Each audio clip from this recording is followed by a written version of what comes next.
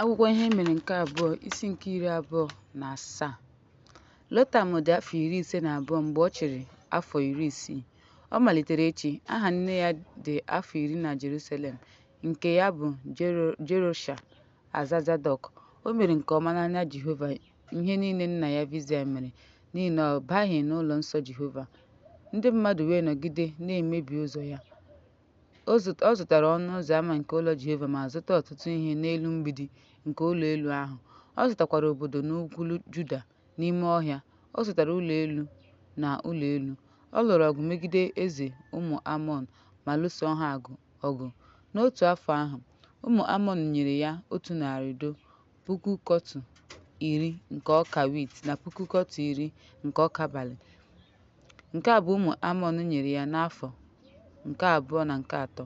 Lotam wee dị ike n'ihi na ọ na-edu agha ya n'ihu Jehova Chineke ya. Ihe ndị ọzọ Lotam mere, agha ya niile n'ụzọ ya, dịka n'akwụkwọ nke ndị eze Izrel na Juda. Ọ dị afọ 52 mgbe ọ malitere ịchị.